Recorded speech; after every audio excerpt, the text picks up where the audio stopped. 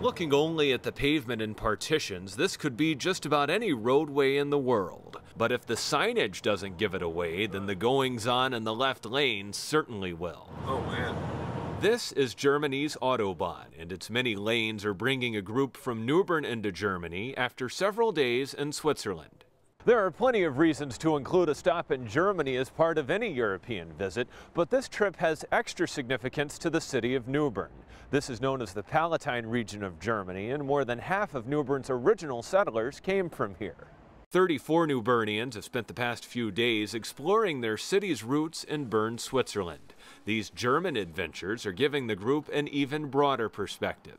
It made sense at the same time that we would recognize not only those Swiss who came, but also come up into this Palatine area to recognize and pay our respects to those early Palatine families. It was Switzerland's Christopher de Graffenried who led the expedition to settle New Bern, and many Swiss sailed with him. But he also agreed to take about 650 Germans from here in the Palatine region to the New World in an arrangement with the Queen of England. She was very interested in German Palatines who had migrated to England to escape persecution. They were Protestants. And she had a lot of them living in refugee camps in London. In exchange for taking the Palatines to the New World, the Queen gave de Graffenried permission to settle in North Carolina, which the English controlled in those days. The Palatines sailed in January of 1710. And they had a very difficult voyage. They died at the rate of an average of 4 a day, and so of the 650 Palatines who left England, 300 arrived in New Bern. As the New Bernians see the rivers the Palatines sailed on and the cities they lived in, they can't help but think about the hardships of heading to the New World. Life was so difficult. I just marvel at the resiliency, the courage, the ability to adapt to change. The cities of the Palatine region have lots to offer the visitors from New Bern, whether they're on foot or on the bus. Journeys along the Mosel River are filled with steep vineyards that will one day produce the main ingredient for Riesling. Dozens of castles come into view quickly along the Rhine River. Cathedrals are central to cities in this part of Germany, as they are in places across Europe. The Romanesque cathedrals of Speyer, Mainz, and Worms all date back more than 800 years. It was in Worms, in front of leaders from the Roman Empire, that Martin Luther refused to back down from his beliefs. But that event from 1521 seems recent compared to the ruins that remain in the city of Trier, Germany's oldest municipality, which was founded about 17 BC. Until the end of the 4th century, until 395, we have the residence of the Roman Emperor here in Trier. Rome was not important at that time. Several ruins from the Roman era are still in place in Trier, including an amphitheater and imperial baths, which all trace back to the 2nd century. There's also the Porta Nigra, once part of the city wall around Trier. The visiting New Bernians are also making a brief foray into France, Strasbourg to be specific. It's a city that sits along the French-German border and has a connection to New Bern.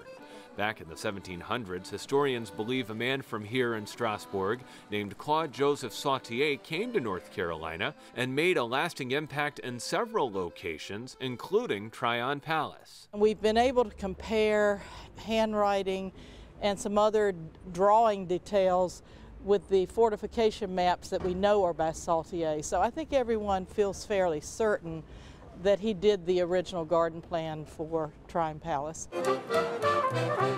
Like hundreds of cities and towns across France and Germany, Strasbourg is home to a vibrant Christmas market. It's an especially elaborate affair here, complete with baccarat chandeliers dangling over the streets.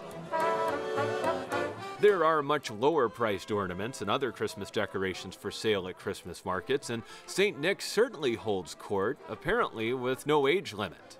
They celebrated a lot more here. The markets are fantastic. Where in the States, you just go into the stores and they celebrate Christmas. Here, the entire village gets into it. Many of them with an almost boiling beverage in hand. Called Vin Chaud in France and Glühwein in Germany, hot wine is a popular way to warm up on a chilly night at the Christmas market. It's a mulled, spiced wine, and it warms you up in a hurry. And it adds to a most unique Christmas experience, thousands of miles away from home. It's kind of like the local county fair or the state fair. There's lots to eat and people are enjoying themselves.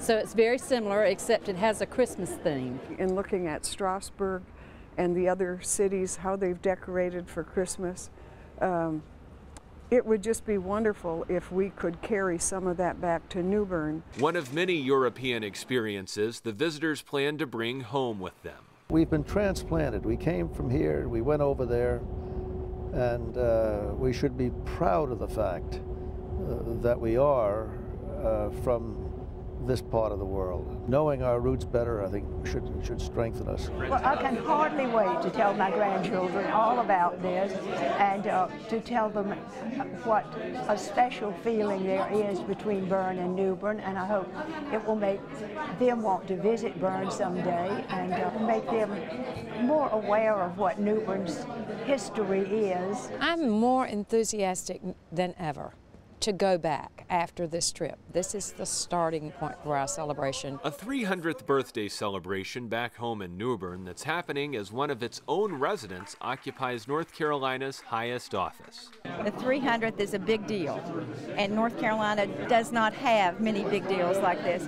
This whole relationship, the whole fact of Bern, Switzerland being a part of New Bern's history has been solidified and actually personified. We all understand the bear. We all understand the 300, and it's really going to be a fun, historic time all during the year.